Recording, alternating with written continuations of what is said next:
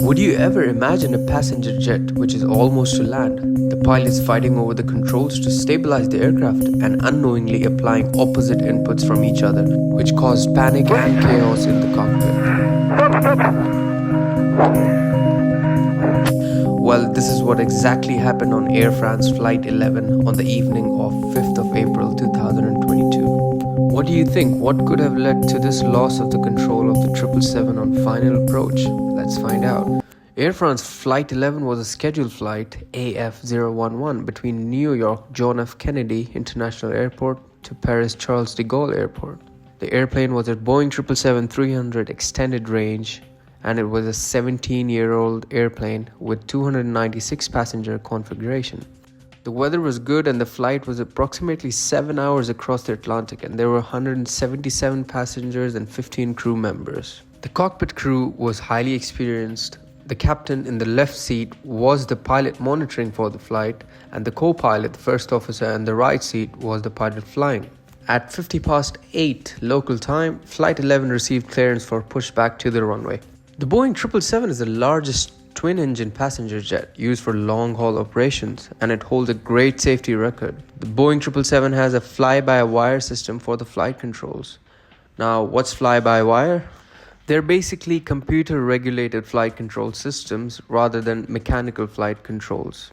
Basically, mechanical links go out and the computers come in. So when the pilot moves the flight controls, those movements are converted into electrical signals, which are then interpreted by the aircraft control modules to adjust the actuators that move the flight controls. At local time 9 p.m., Flight 11 was on the runway and was ready for departure. 6 hours passed by and everything was normal until they reached France after the overnight flight and were on the final phase of the flight, which is the approach phase. They were going to follow the runway 26 left ILS procedure, and as discussed, the captain was the pilot monitoring and the co-pilot was the pilot flying. The incident started at 7:50 UTC as they were coming in for the approach. The first officer decided to continue the approach manually. At around 1600 feet, he disconnects the autopilot, leaving the auto throttles and the flight directors on. As he continued the approach, 15 seconds later, they were at 1200 feet, and the first officer was controlling the aircraft with 2-degree inputs, minimal inputs, to keep the aircraft on the localizer. And all of a sudden at time 7:52, 2 minutes later, the aircraft started to bank 6 degrees to the left unexpectedly. And the captain and the first officer were so surprised as what was happening, and seconds later, it was now at 7 degrees. And this bank angle was too much for this phase of the approach. Now, it must have been very confusing for the crew when the aircraft started to bank, because since the autopilot was off and the engines had even thrust, so basically it points at no sudden cause of the turn to the left. However, they were still within the envelope of the approach and could have continued, but since it was not stable, they decided to go around. And the first officer presses the toga switches, giving the GE engines full power, and in this process, the bank angle reached 15 degrees to the left and 12 degrees nose up. Wait. Stop. Je vous rappelle. Air France Hotel Whiskey, stoppez la montée 1500 pieds immédiatement. And during the go-around, here's the weird part. None of the pilots realized at one point the captain was making nose-down inputs while the first officer was pulling back on the controls, which led to the confusion of what was happening. Now, because both the pilots were using opposite inputs and the controls were desynchronized for 12 seconds due to the opposing forces, at some point, the forces on the controls reached more than 50 pounds. And because of that, when the captain was trying to control the aircraft, he mistakenly pressed the PTT button. And this button is used to transmit messages to the ATC. And the ATC heard. Air France Hotel Whiskey. Oui, on stop 1500 pieds.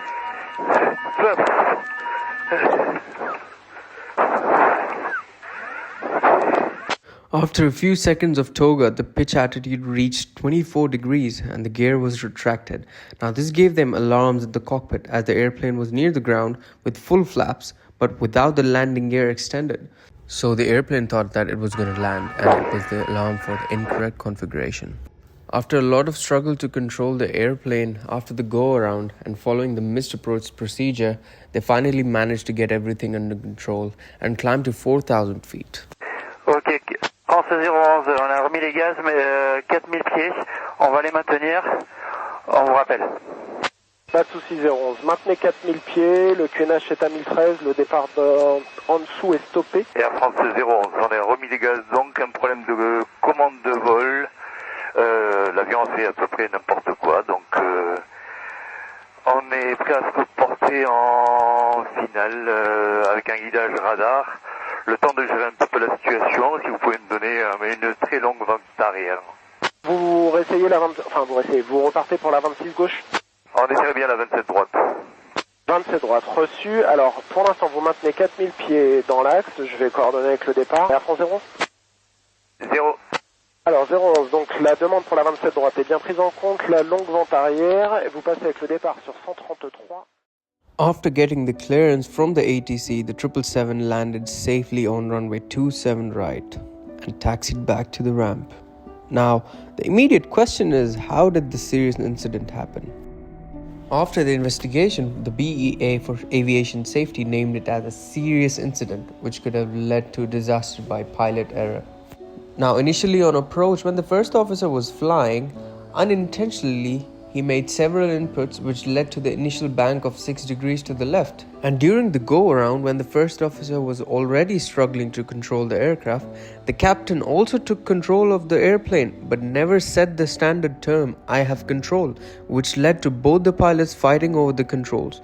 Both the control columns moved together, which means that if the captain was pushing the control column forward, first officer had to pull with an equal amount of force to keep the nose level.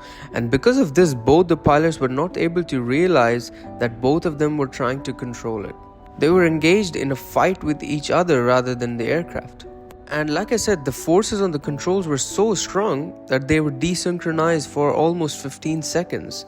After the investigation was complete, Air France said that particular attention will be given to the movements of the flight controls and the amount of force related to it, and they will focus more on CRM, which is crew resource management, for the crew to avoid any of these type of incidents in the near future.